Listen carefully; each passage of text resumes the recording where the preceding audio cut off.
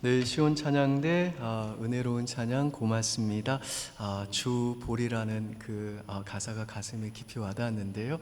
오늘 예배 가운데 주님을 바라볼 때 저와 여러분에게 하나님께서 은혜와 복을 내려주실 줄 믿습니다. 귀한 찬양 고맙습니다. 오늘 우리 장로님 기도하신 대로 어제 우리 그 오간족에서 8명의 현지 사역자들이 오셨습니다. 지금 성교관에서 머물고 계시고요. 한 일주일 정도 계실 겁니다. 일부 예배를 드리셨고요. 지금은 이제 우리 주일학교를 좀 돌아보고 있을 텐데 우리 현지 사역자들 교회에서 마주치시면 반갑게 인사해 주시고요. 또 성교센터 건립하느라고 건축하느라고 수고했다고 격려해 주시고 따뜻하게 위로해 주시면 좋겠습니다. 오늘 저녁 예배 때에 우리 현지 사역자들의 보고가 있을 겁니다. 우리 온 성도님들이 우리 오간족의 그 선교센터를 위해서 기도해 오시고 물질로 후원하셨는데요. 오늘 저녁 예배 오셔서 우리 현지 사역자들의 보고를 통해서 또 함께 하나님이 하신 크신 일을 또 같이 목도하고 또 찬양하는 시간 되셨으면 좋겠습니다. 아브라함이 75세 때에 하나님이 아브라함에게 나타나셔서 네 자손을 통해서 내가 너에게 복을 주겠다 약속을 하셨습니다. 그리고 아브라함이 100세가 되었을 때 드디어 아들이 태어났는데 여러분이 잘 아시는 이삭이 그 아들입니다. 그러니까 이삭은 아브라함에게 어떤 존재였냐면요, 아브라함의 평생 소원이었습니다. 그런데 오늘 본문에 보니까 아브라함의 평생 소원이었던 이삭이 한 10대의 청소년으로 성장한 어느 날 하나님께서 갑자기 아브라함을 부르시더니 이삭을 번제로 드리라 명령하십니다. 1절과 2절 우리 한 절씩 나누어 읽겠습니다. 1절 제가 읽겠습니다. 그 일 후에 하나님이 아브라함을 시험하시려고 그를 부르시되 아브라함아 하시니 그가 이르되 내가 여기 있나이다. 여호와께서 이르시되 내 아들 내 사랑하는 독자 이삭을 데리고 모리아 땅으로 가서 내가 내게 일러준 한 산 거기서 그를 번제로 드리라. 여기에 나오는 이 번제라고 하는 말은요, 동물의 각을 떠서 불로 태우는 제사를 가리킵니다. 그러니까 하나님이 지금 아브라함에게 인신 제사를 요구하시는 겁니다. 사실 하나님은 성경 전체에서 인신 제사하는 걸 엄격하게 금지시키셨습니다. 그런데 하나님이 자신이 한 말과는 모순되게 지금 아브라함에게 아들을 번제로 드리라 그렇게 명령하고 계시는 겁니다. 그래서 현대인들은요, 이런 말씀 읽으면 아니 신이 아들을 제물로 바치라고 그러면 아들도 죽여야 되는 거냐, 나는 이런 종교는 도저히 받아들일 수가 없다라고 아주 강한 거부감이 듭니다. 그런데 이건 고대 근동의 문화를 이해하지 못해서 그런 겁니다. 존 레벤슨이라고 하는 유대인 학자가 있는데요, 이분이 이 아브라함이 살았던 이 시대에 이 고대 근동에서 장자가 어떤 의미가 있었는지를 문헌적으로 분석을 했습니다. 이 시대의 이 장자는요, 어떤 의미가 있었냐면 가문 전체의 생명 혹은 가문 전체의 미래 혹은 가문의 전 재산을 의미했다는 거예요. 그래서 이 시대에는 가문이 지은 어떤 죄를 담당하거나 가문이 책임을 져야 할 때 어떻게 했느냐, 그 가문의 장자가 책임지도록 요구를 했다는 거예요. 그래서 이 존 레벤슨 이 유대인 학자는요, 그런 문헌적인 사실에 근거해서 연구에 근거해서 오늘 본문을 설명하면서 이런 말을 합니다.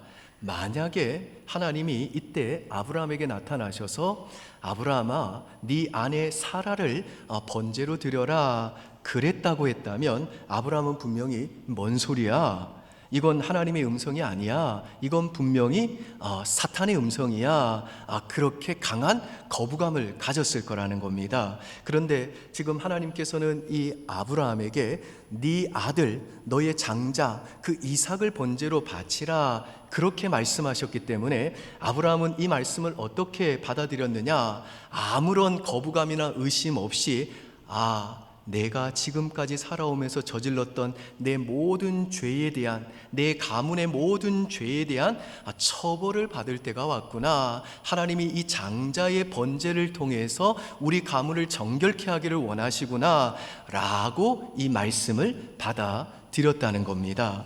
그런데 문제는 뭐냐 하면, 하나님이 지금 아브라함에게 아들 이삭을 번제로 바치라고 하시는 이 요구가 이삭을 통해 아브라함에게 복 주시겠다고 하신 하나님의 약속과 충돌이 된다는 겁니다. 내가 하나님의 명령대로 내 아들을 죽이면 그 이삭을 통해 나에게 복 주시겠다는 하나님의 약속은 어떻게 되는 거냐? 라는 이 딜레마가 아브라함에게 있었다는 겁니다. 그런데 1절에 보니까 하나님이 아브라함을 시험하시려고 그를 부르셨다 그럽니다.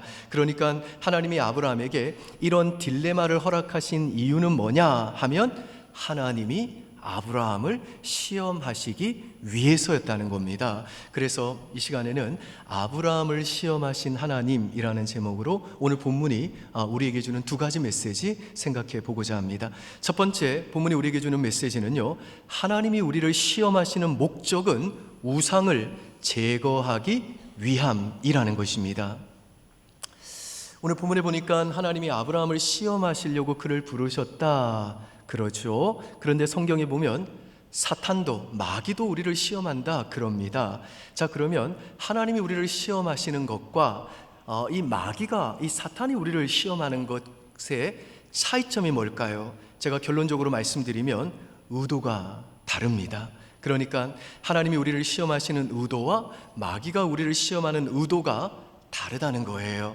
사탄이 우리를 시험하는 목적은 우리를 넘어뜨리고 죽이려고 하는 것이고, 우리를 죄짓게 유혹하는 것이고, 하나님이 우리를 시험하시는 목적은 우리를 거룩하게 하시고 죄로부터 우리를 지켜주시고 또 우리를 살려주시고 우리를 세워주시기 위함이라는 것입니다. 사탄은 항상 악한 의도로 우리에게 다가오고, 하나님은 언제나 선한 의도로 우리에게 찾아오신다는 것입니다.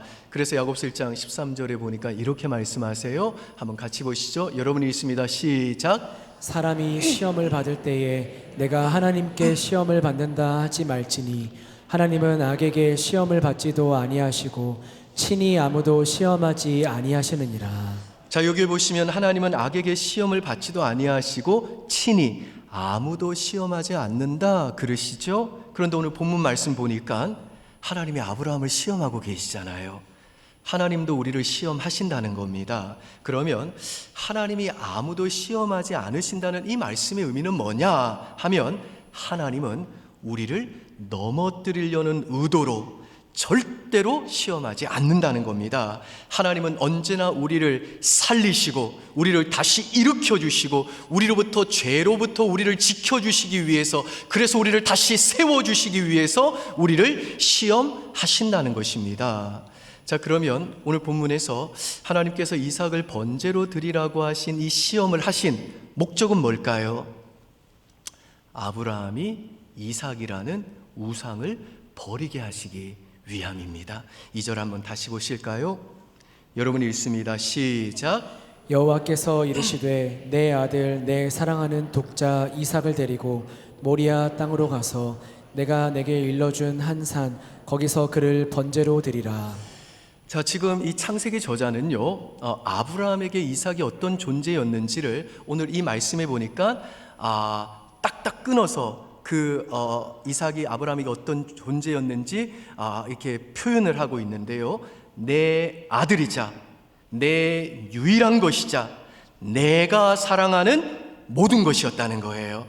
지금 아브라함에게는 그의 평생의 소원이었던 이 이삭이 우상이 될 수 있는 유혹으로 바뀌었다는 겁니다. 여러분, 성경에서 말하는 이 우상이란 뭐 이렇게 목상 같은 거 혹은 뭐 또 돌로 만든 어떤 눈에 보이는 형상만을 의미하는 게 아니라 하나님보다 더 크게 우리 마음과 생각을 차지하는 거, 그게 우상입니다. 하나님만이 주실 수 있는 것을 다른 데서 내가 얻으려고 한다면 그게 바로 우리의 우상이라는 거예요.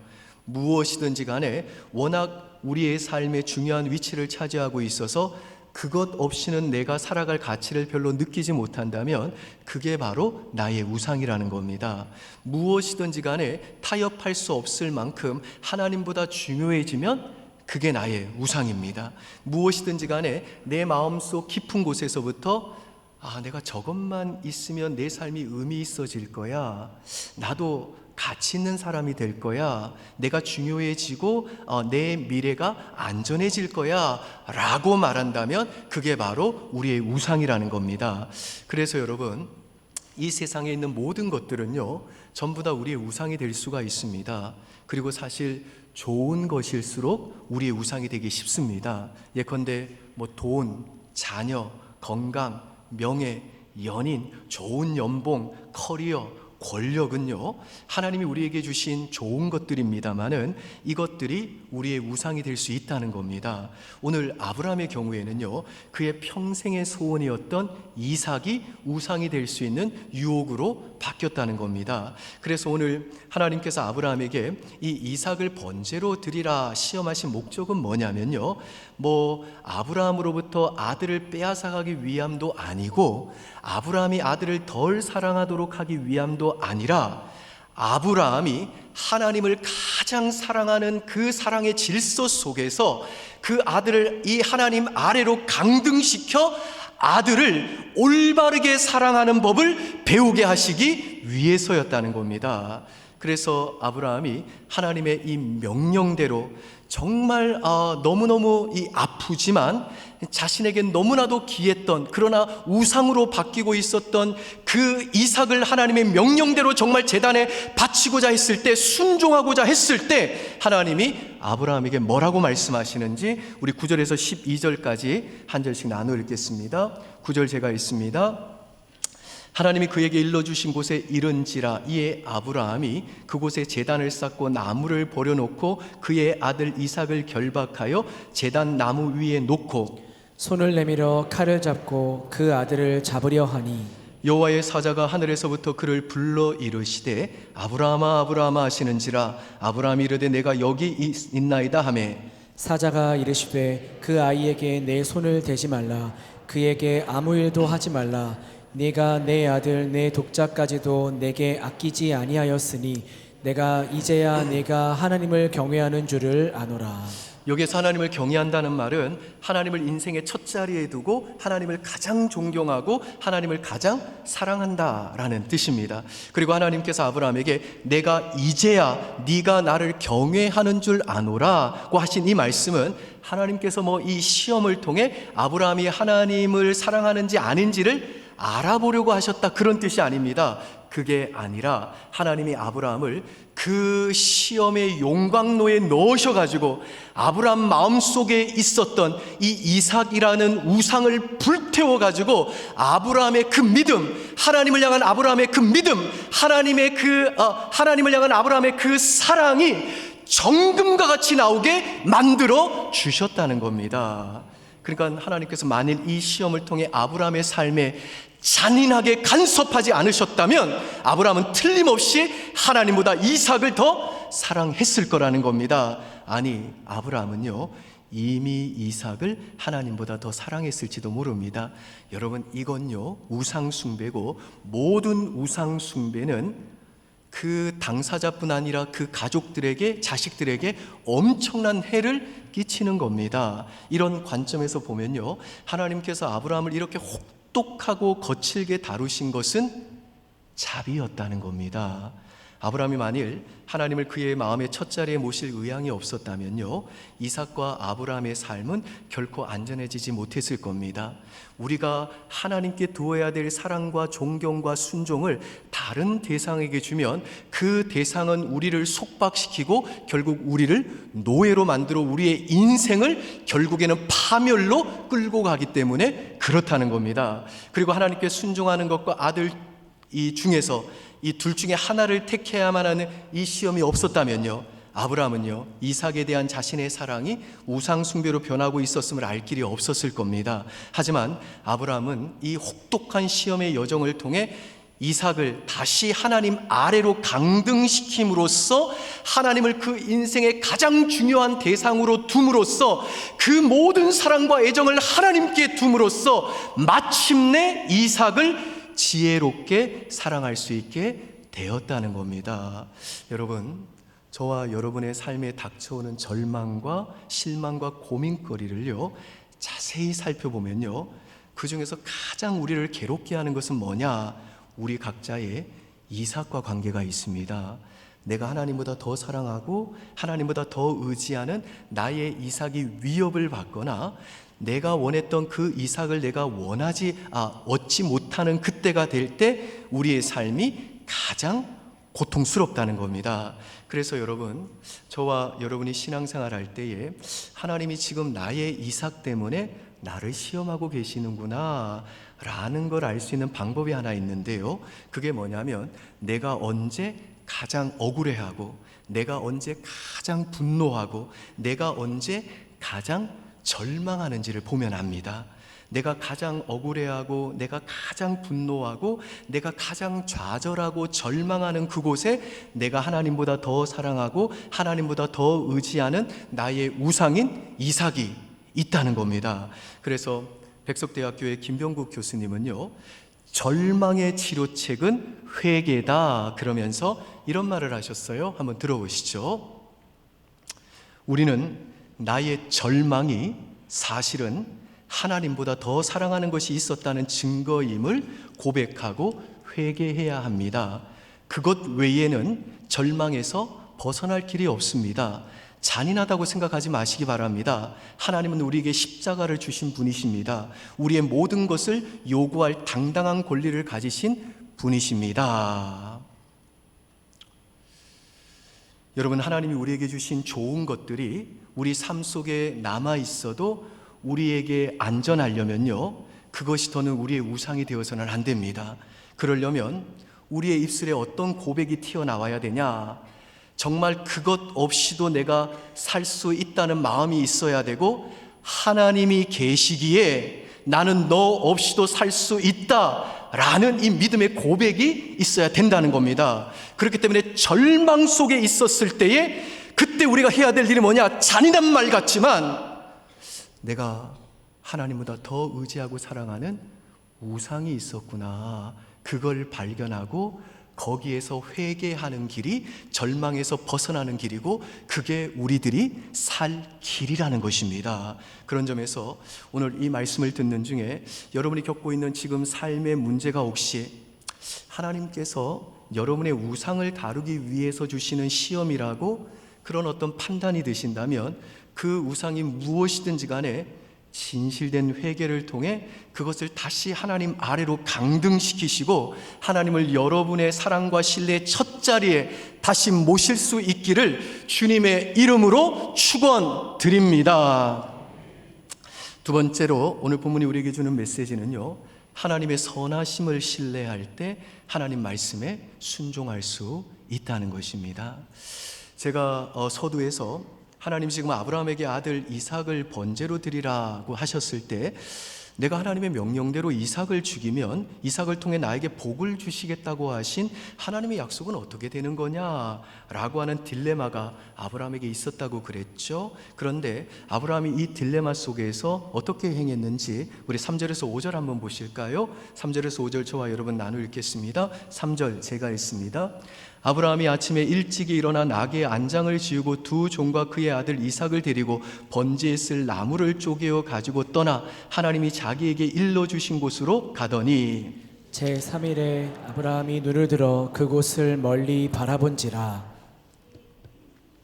몇 절 읽을 차례죠? 5절입니까? 같이 읽습니다. 시작. 이에 아브라함이 종들에게 이르되 너희는 나귀와 함께 여기서 기다리라.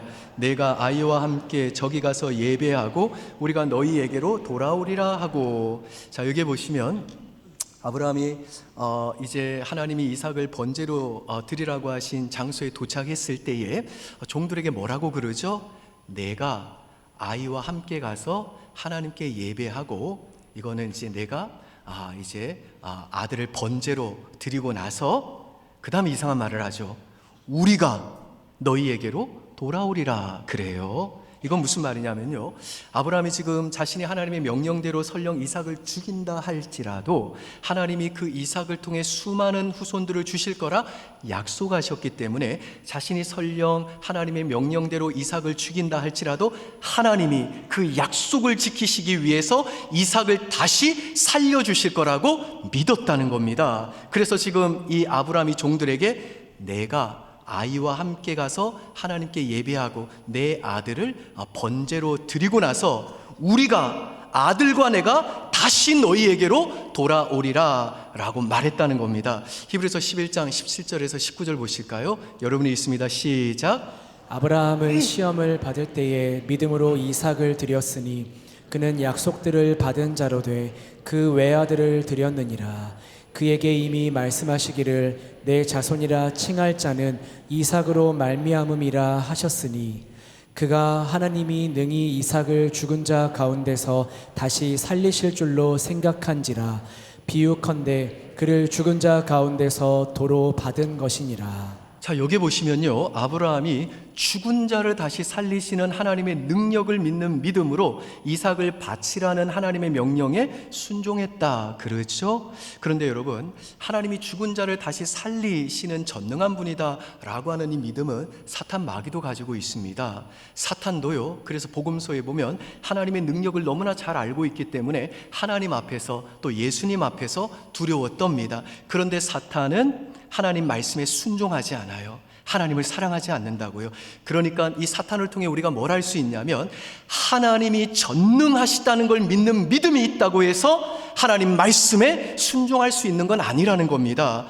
아브라함도 하나님이 죽은 자를 다시 살리시는 전능한 분이라는 이 믿음만으로 이삭을 번제로 바치라는 하나님의 말씀에 순종한 게 아니라는 겁니다. 그러면 아브라함이 그 아들 이삭을 번제로 드릴 수 있었던 이유는 뭐냐? 아브라함은요, 죽은 자를 다시 살리시는 그 전능한 하나님이 나를 사랑하시고 언제나 나에게 가장 좋은 거 주시는 선하신 하나님이라고 믿었기 때문에 이삭을 바치라고 하는 이 말도 안 되는 하나님의 말씀에도 순종할 수 있었다는 것입니다. 여러분, 제가 아까 말씀드린 대로 아브라함에게 이 이삭은 어떤 존재였느냐? 아브라함이 평생 꿈꾸었던 평생 소원이었습니다. 그래서 하나님이 그 아들 이삭을 번제로 드리라고 했을 때 아브라함은요, 그의 평생의 소원이 무너지고 좌절되는 걸 경험했을 겁니다. 마찬가지로 저와 여러분에게도 내 삶의 평생 소원, 내 삶의 목표라고 할 수 있는 그런 것들이 있습니다. 그렇죠? 그런데 우리가 살다 보면 내가 평생 소원했던 게 무너지고 좌절되는 원치 않았던 결과를 맞이할 때가 있습니다. 뭐 맛집 갔는데 문을 닫았다, 이런 건 우리가 참을만 해요. 그런데 내가 정말 몇 년간 준비해오고 정말 그 원하던 결과를 위해서 평생을 충실하게 준비해 놓은 게 내 소원대로 이루어지지 않았을 때 우리 마음속에는요, 절망과 좌절과 분노가 일어납니다. 그런데 성경은요, 우리의 평생의 소원이 무너지는 경험을 할 때 저와 여러분에게 어떤 메시지를 주냐면요, 네가 원하는 것을 이루는 삶이 너의 목표라고 하는데 그것이 이루어지지 않으면 너 어떡할래? 그것을 이루기에 너의 부모님의 재정이 충분하지 않으면 어떡할래? 그걸 이루기에는 너가 지금 다니는 회사 연봉이 충분하지 않으면 어떡할래? 네가 그렇게 원했던 사람인데 막상 결혼해보니 정말 그 사람이 전혀 네가 생각하는 사람과 다르면 어떡할래? 그러면 너는 인생의 실패자니? 그러면 너의 인생의 목표를 이루지 못한 거니? 너는 네 마음대로 산다고 하면서 오늘 왜 이렇게 분노에 사로잡혀 있는 거니? 왜 이렇게 삶에 불만이 많니? 왜 이렇게 삶의 열등감에 빠져 있는 거니? 너는 네 마음대로 산다더니 왜 그렇게 억울하다고 생각하는 거니? 왜 넌 이 시대의 문화의 목소리에 속고 있는 거니? 라고 말씀한다는 겁니다. 그러니까 이 시대의 문화가 우리에게 외치는 목소리는 뭐냐?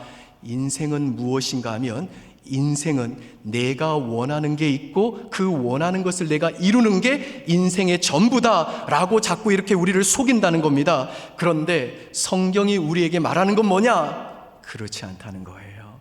오히려 성경이 우리에게 외치는 목소리가 뭐냐? 인생의 90% 이상은 내가 원하지 않는 결과를 해석하고 받아들이는 과정이다.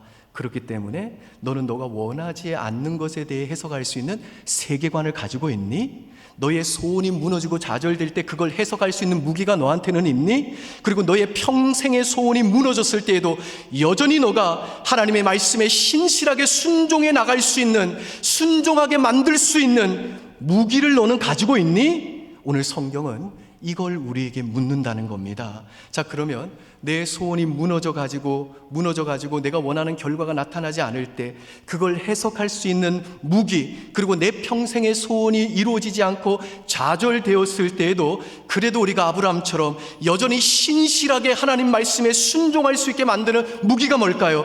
그 무기가 뭐냐면 하나님의 선하심을 믿는 믿음이라는 것입니다. 그러니까 하나님의 선하심을 믿음으로 붙들면 우리는요, 내 평생의 소원이 좌절되어 내가 원치 않는 결과를 맞이했을 때에도 그 상황을 바르게 해석할 수 있고 그 상황에서도 여전히 아브라함처럼 하나님 말씀에 순종할 수 있다는 것입니다. 그러면 하나님의 선하심을 붙드는 믿음이란 뭐냐? 하나님만이 유일하게 선하신 분이시고 하나님께로부터 오는 것만이 내 인생에 유익을 준다는 믿음. 지금 내 상황을 볼 때는 내가 내 아들을 대학에 못 보냈고 지금 내가 원하는 걸 내가 얻지 못하였으나 내가 원하는 대로 내 인생에 지금 이루어진 게 없으나 하나님께서 내게 주신 이 상황은 언제나 선하다. 그래서 하나님께로 오는 것만이 내게 유익이 된다라는 이 믿음이 바로 하나님의 선하심을 붙드는 믿음이라는 것입니다. 그리고 성경은 우리의 신자의 삶을 어떻게 정의 내리느냐? 우리 신자의 삶은 뭐냐? 내가 원하는 소원을 이루어가는 과정이 우리 인생이 아니라 하나님의 선하심을 깨달아가는 과정이 바로 우리 신자의 인생이다. 그렇게 말씀하신다는 것입니다.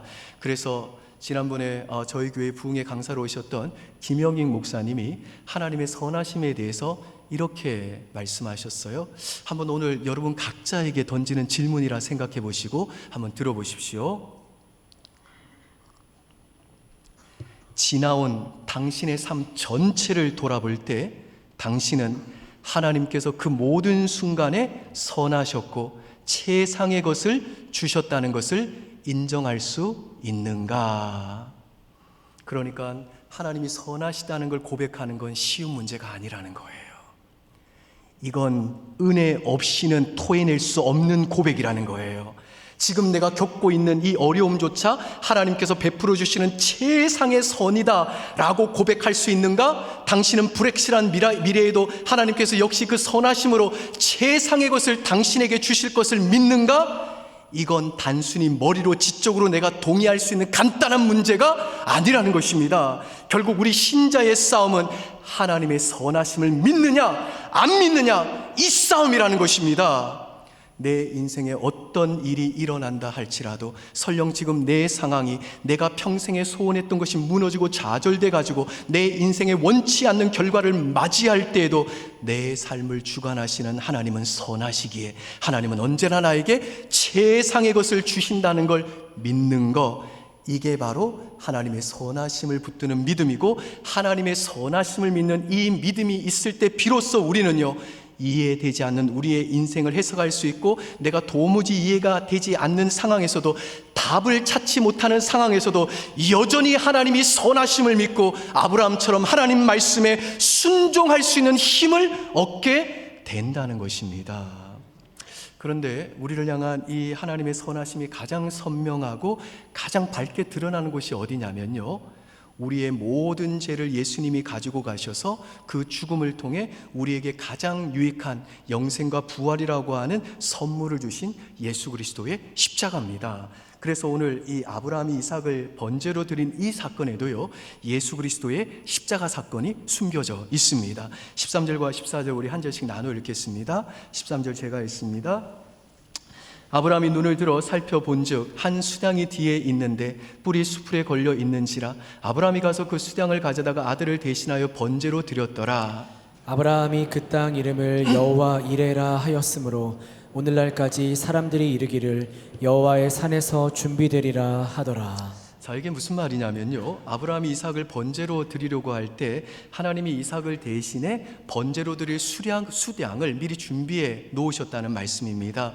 그런데 아브라함이 지금 이삭을 번제로 드리려고 했던 이 장소가 어디냐면요, 2절에 보시면 모리아산이에요. 근데 이 모리아산이 어디냐? 예수님이 십자가에 달리신 갈보리 언덕입니다. 그러니까 우리 하나님은 어떤 분이시냐? 내 죄로 인해 나에게 내 아들을 요구하시는 분이 아니라 오히려 하나님께 가장 존귀한 존재이신 그분의 아들이신 예수 그리스도를 우리를 위해 희생시켜 우리를 살리시는 선하신 분이라는 겁니다. 하나님 그분의 영원하신 아들이신 예수 그리스도만큼 우리를 소중히 여기시고 예수 그리스도만큼 우리를 사랑하시는 분이라는 겁니다. 그래서 지금 오늘 아브라함에게 하나님이 이삭을 바치라고 하신 이 사건의 진짜 목적은 뭐냐? 진짜 그 아브라함에게서 이삭을 얻으려고 하는 것이 아니라, 빼앗으려고 하는 것이 아니라, 하나님은 그 아브라함을 위해 자신의 독생자를 주시기까지 아브라함을 사랑하시는 분이라는 것을 보여주기 위해서라는 것입니다.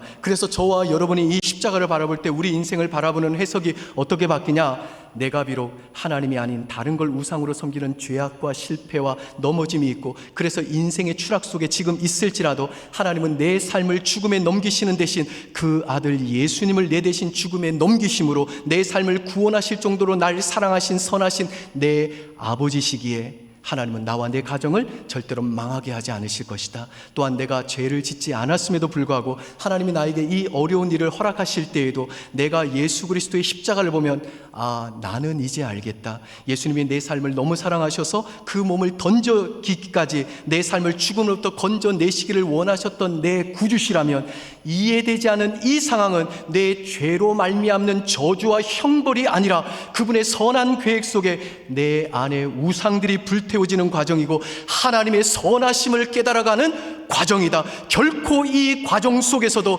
하나님이 내게 주시는 온갖 좋은 은사와 완전한 선물이 사라지지 않을 것이다 라는 이 확신이 생긴다는 것입니다.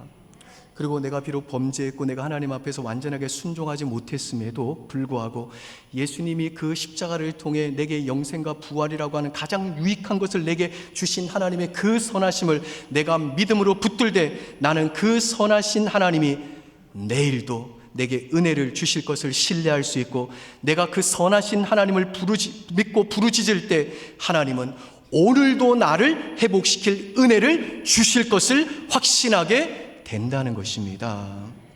믿습니까, 여러분? 그래서 김영희 목사님이 쓰신 우리가 하나님을 오해했다라는 책에 보면요, 이런 참 멋진 말이 나옵니다. 한번 들어보시죠. 당신에게 무슨 일이 일어나든지 그 일을 해석하는 창문은 오직 하나, 십자가의 복음뿐이다. 그래서 신자는 십자가의 창문을 통해서 매일매일 하나님의 선하심을 확인해야 되는 것이다. 믿습니까, 여러분? 그러니까 하나님의 선하심을 붙드는 믿음이 바로 내 소원이 무너지고 좌절됐을 때, 내가 원치 않는 결과를 맞이할 때 그것을 해석할 수 있는 창문이고, 아무리 이해되지 않는 답이 없는 상황에서도 하나님의 명령에 순종할 수 있는 힘이 된다는 것입니다. 그래서 우리 신자의 일생을 어떻게 정의할 수 있느냐?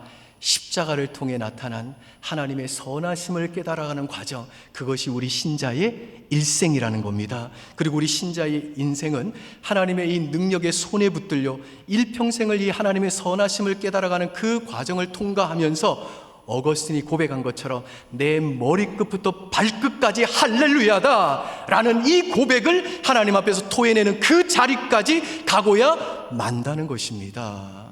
바라기는 오늘 이 예배를 드리는 저와 여러분, 오늘 이 시간 하나님이 우리를 시험하시는 목적은 나의 우상을 제거하기 위해서라는 것과, 하나님은 죽은 자를 다시 살려내시는 능력의 하나님이실 뿐만 아니라 그 능력의 하나님은 또 어떤 분이시냐?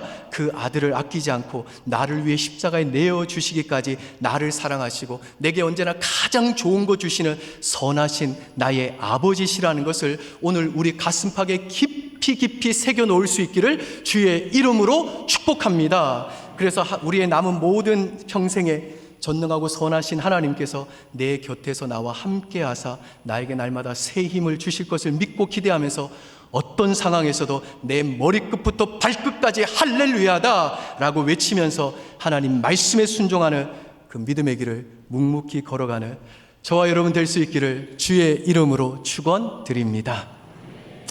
하나님 아버지, 때로는 하나님이 우리에게 주시는 그 시험이 마치 자식을 번제로 드리려 3일길을 걸어가는 그 아브라함의 심정처럼 찹찹하고 너무나도 잔인하게 느껴지지만, 우리를 시험하시는 하나님의 목적은 우리 안에 우상을 제거하심으로 결국 우리를 살리시고 우리에게 가장 좋은 거 주시기를 원하시는 목적인 것을 다시 한번 말씀을 통해 확인합니다.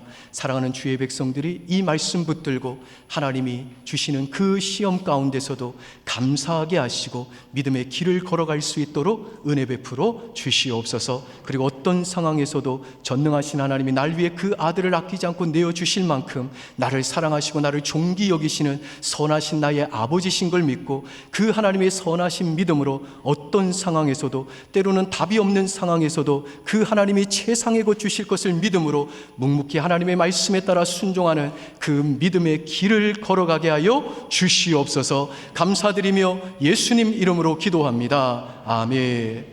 네, 이 시간 또